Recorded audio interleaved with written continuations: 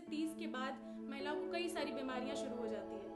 Calcium की कमी होनी शुरू हो जाती है और इनफैक्ट जो पीरियड्स का होता है उसमें महिलाएं दवाइयां लेना शुरू कर चुकी है, जिसकी वजह से बाद में हार्मोनल चेंज उनको देखने को मिलता है। तो कुछ ऐसा है आयुर्वेद में जिसका इस्तेमाल करके वो इस चीज़ से दूर रह ये सके? कुछ बीमारियों को बढ़ाने में बहनों का योगदान ज़्यादा है। अगर हम इसका प्रयोग करते हैं तो बहनों की सारी बीमारियों को सोल्व करता है। और हमने भी एक मेडिसिन निकाली है यहाँ से, तो वो भी सारी बीमारियों को सोल्व करती है बहनों आयुर्वेद की। में आपको धैर्य रखने की ज़रूरत है किसी भी इलाज के लिए, तो इसीलिए लोग एलोपैथी की ओर ज़्यादा भागते हैं। तो आप कैसे लोगों को आयुर्वेद की ओर आकर्षित करेंगे कि कैसे लोग आयुर्वेद चुने और एलोपैथी की ओर ना जाए? देखिए, दो चीज़ है बहन। एक तो बीमारी आगे हम उसको दूर करें, लेकिन हमारे ऋषि बड़े चतुर थे, बुद्धिमान थे। उन्होंने कहा कि prevention is better than cure. हमें ऐसा करना रोग नहीं आए। और हमारे घर में पौधा खड़ा होता है, लेकिन हम बीमारी से जूझ रहे होते हैं, तो हम कहते हैं भाई ये आपके लिए तो ये इसकी उपयोगिता, इसका प्रयोग कीजिए, और वो ठीक हो जाते हैं। जैसे एक पौधा है, उसका नाम है हल्दू, और मैंने आधे भारत में पहुंचा दिया होगा वो लगभग। तो उसका रस निकाल कर नाक में डालते हैं, तो यहाँ तक सारी बीमारियों को सॉल्व करते हैं। अभी आपको भी डाल के दिखाएंगे यहाँ पर। तो देखो, सप्लीमेंट क्या है ना बहन जी, वो सब लोग बिजनेसमैन हैं। अब मुझे नहीं पता कैसे कैसे आते हैं मार्केट में, कोई भी हमारे हित की बात नहीं करता, वो सब अपने हित की बात करते हैं। तो ऐसी अवस्था में नमस्कार, मेरा नाम है समीक्षा नारायण और आप मेरे साथ देख रहे हैं द पिलर।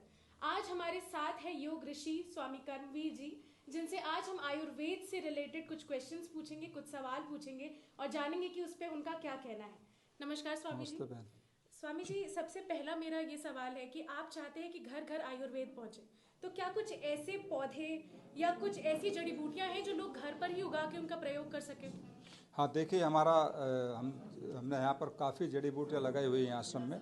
तो जैसे एक पौधा है, उसका नाम है हल्दू, और मैंने आधे भारत में पहुँचा दिया होगा वो लगभग। तो उसका रस निकाल कर नाक में डालते हैं, तो यहाँ तक सारी बीमारियों को सॉल्व करता है। अभी आपको भी डाल के दिखाएंगे यहाँ पर। तो ऐसे कुछ पौधे हैं जो हमने पहुँचा दिए काफ़ी देश के अंदर, और हमारा प्रयास है कि हम घर घर में ऐसे ऐसे कुछ पौधे पहुँचाएं जिनसे हम निरोग और स्वस्थ रहें, तो आरोग्य हमको मिले। तो आयुर्वेद के इन प्लांटों का भी हम प्रचार प्रसार कर रहे हैं। मतलब अपनी ही रसोई से हम ऐसी बहुत सारी चीजें निकाल हाँ, सकते हैं हाँ, जिससे हम खुद का जो रोग है उसका समाधान कर सके। देखिए, दो चीज़ है बहन। एक तो बीमारी आगे हम उसको दूर करें, लेकिन हमारे ऋषि बड़े चतुर थे, बुद्धिमान थे। उन्होंने कहा कि prevention is better than cure. हमें ऐसा करना रोग नहीं आए, तो उसके लिए हम काम करते हैं, लोगों को सिखाते हैं भाई आपको स्वस्थ रहना, आप ये कीजिए, आपको बीमारी नहीं होगी। हाँ, आप बीमार हो चुके हो तो आप इसका प्रयोग कीजिए, आप स्वस्थ हो जाएंगे। तो दोनों दिशाओं में काम करते हैं, रोग नहीं है उसके लिए भी, और रोग आ गया तो उसको हम कैसे दूर करें। तो हम भिन्न भिन्न प्रकार के प्लांट हैं, उनकी उपयोगिता है। कई बार हमारे घर में पौधा खड़ा होता है, लेकिन हम बीमारी से जूझ रहे होते हैं, तो हम कहते हैं भाई ये आपके लिए तो ये इसकी उपयोगिता, इसका प्रयोग कीजिए, और वो ठीक हो जाते हैं। तो ये हमारा मिशन है बहन। जी जी जी। स्वामी जी, आजकल की भाग दौड़ वाली जिंदगी में जिस चीज की सबसे ज्यादा कमी महसूस की जाती है वो है धैर्य। और माना जाता है, ऐसी धारणा बनी हुई है कि आयुर्वेद में आपको धैर्य रखने की जरूरत है किसी भी इलाज के लिए, तो इसीलिए लोग एलोपैथी की ओर ज्यादा भागते हैं। तो आप कैसे लोगों को आयुर्वेद की ओर आकर्षित करेंगे कि कैसे लोग आयुर्वेद चुने और एलोपैथी की ओर ना जाए और धैर्य रखना सीखे? और देखिए, होता क्या बहन के आयुर्वेद जो है किसी भी रोग को जड़ से निकालता है। जी और जब कोई जड़ से रूट से समाप्त होता है कोई रोग, तो थोड़ा समय लगता है। ऐसा नहीं कि बहुत लंबा समय लगेगा, सालों लग जाएंगे, बहुत जल्दी निकल जाता है। लेकिन एलोपैथी क्या है कि अभी हम खाएंगे तो पेन किलर है, जी तो 1 घंटे में दर्द को शांत कर देगी, लेकिन खोएगी नहीं। जी। तो आयुर्वेद उसको दूर करता है। तो मैं ये चाहता हूँ कि भाई हम लोग थोड़ा धैर्य रखें और उस रोग को हमेशा हमेशा के लिए दूर करें। तो आयुर्वेद का सहारा लें, अपने आप में पूर्ण चिकित्सा है। स्वामी जी, महिलाओं के लिए आप ऐसी कौन सी जड़ी बूटियां या आयुर्वेद से संबंधित कुछ बताना चाहेंगे कि महिलाएं जैसे 30 के बाद महिलाओं को कई सारी बीमारियां शुरू हो जाती है, कैल्शियम की कमी होनी शुरू हो जाती है और इनफैक्ट जो पीरियड्स का होता है उसमें महिलाएं दवाइयां लेना शुरू कर चुकी है, जिसकी वजह से बाद में हार्मोनल चेंज उनको देखने को मिलता है। तो कुछ ऐसा है आयुर्वेद में जिसका इस्तेमाल करके वो इस चीज़ से दूर रह सके? हाँ, देखिए, आयुर्वेद में तैयार जड़ी बूटियाँ भी आती हैं, जैसे ना अपना अशोक का रिष्ट है, पतरंग आसव है। अगर हम इसका प्रयोग करते हैं तो बहनों की सारी बीमारियों को सोल्व करता है। और हमने भी एक मेडिसिन निकाली है यहाँ से, तो वो भी सारी बीमारियों को सोल्व करती है बहनों की। कोई भी प्रॉब्लम हो, नहीं है तो उसको पोषण देगी, और प्रॉब्लम है तो उसको दूर करेगी। तो वो हमारे पास में भी चीज़ें हैं, और आयुर्वेद अपने आप में एक समृद्ध चिकित्सा है। और मैं कहना चाहूँगा, यदि हम केवल अपने फलों पर निर्भर रहें, सब्जियों पर ज़्यादा निर्भर करें। ज़्यादातर ये कुछ बीमारियों को बढ़ाने में बहनों का योगदान ज़्यादा है, क्योंकि किचन में ज़्यादा वो लोग पदार्थों को तलते हैं, गरम मिर्च मसालों का प्रयोग करते हैं। तो उसका प्रयोग नहीं करेंगे तो कोई भी किसी प्रकार का रोग बहनों में नहीं होगा। तो मैं चाहूँगा आप स्वस्थ रहें और उसके लिए योगासन प्राणायाम करें, ध्यान करें, जिससे हमारी कोई भी प्रॉब्लम डेवलप ना हो और हम हेल्दी और स्वस्थ रहें। बहुत से ऐसे सप्लीमेंट्स भी मार्केट में मिलते हैं, या फिर दूध में मिलाकर कोई पाउडर लेना, और ये सब महिलाएं या युवा करते हैं, जिससे उनको जल्दी से जल्दी उनका जो वो है मतलब इम्यून सिस्टम मजबूत हो। तो उसके लिए उनको आयुर्वेद या घर का खाना इन सब की ओर की ध्यान देना चाहिए, या ये सप्लीमेंट्स उनके लिए ठीक है? नहीं, देखो सप्लीमेंट क्या ना बहन जी, वो सब लोग बिजनेसमैन हैं। अब मुझे नहीं पता कैसे कैसे आते हैं मार्केट में, कोई भी हमारे हित की बात नहीं करता, वो सब अपने हित की बात करते हैं। तो ऐसी अवस्था में अगर हम जो खा रहे हैं वही हमारा सात्विक आहार है, उसी से हमें अपना आरोग्य मिलेगा, उसी से हम अपने आप को ठीक कर सकते हैं। तो बाहर की चीज़ें ना खाकर, क्योंकि आज बाहर जो तेल अच्छा नहीं है, घी अच्छा नहीं है, तो ऐसी अवस्था में हम बाहर पे कैसे निर्भर करेंगे। तो मैं चाहूँगा थोड़ा योगाभ्यास प्राणायाम करें और थोड़ा तनाव रहित रहें। सबसे बड़ी बात है तनाव से दूर रहना। तो ये चीज़ें हमारे जीवन में होंगी तो मैं समझता हूँ हमें बीमारियाँ नहीं होंगी, सारी बहनें हेल्दी और स्वस्थ होंगी और ठीक से उनका घर चलेगा। आपने अभी तनाव की बात की। तनाव आज की डेट में सबसे गंभीर विषय देखा जा रहा है, सिर्फ युवाओं को ही नहीं बल्कि हर उम्र के आदमी को जकड़ लिया है तनाव ने। मेंटल हेल्थ की जो हम बात करते हैं, आजकल मेंटल हेल्थ बहुत प्रायोरिटी पे आ गई है।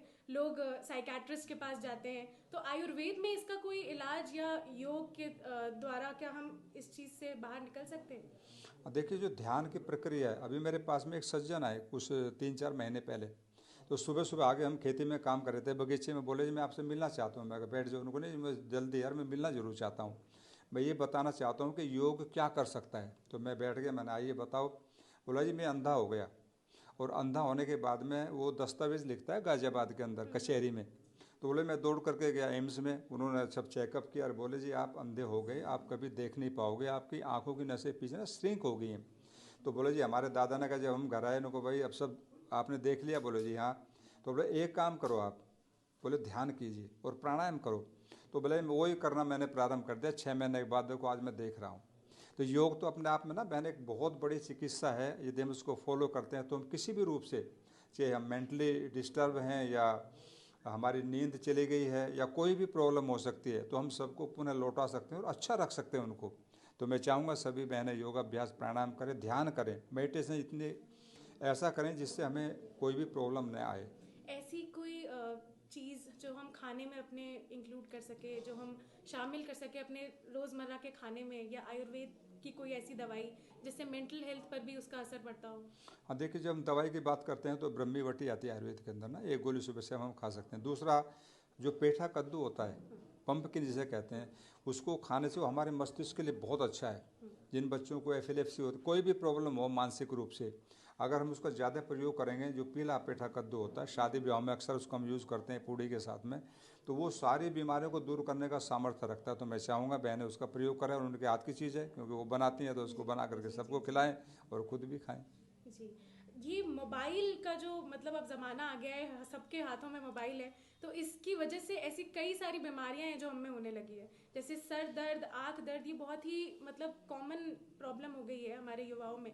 तो इसके लिए क्या कोई ऐसी दवा है या कोई ऐसी शिक्षा है जो हम अपने रोज़मर्रा के जीवन में उसको उतार सकते हैं, जिससे हमारे ये स्वास्थ्य हमारा ठीक रहे?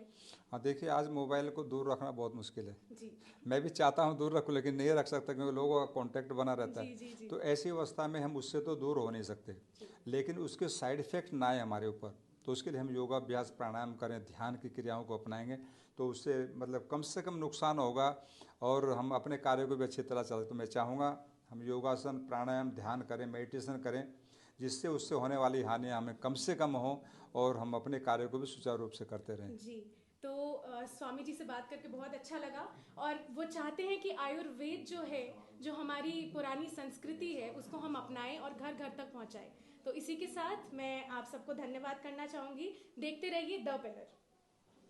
धन्यवाद।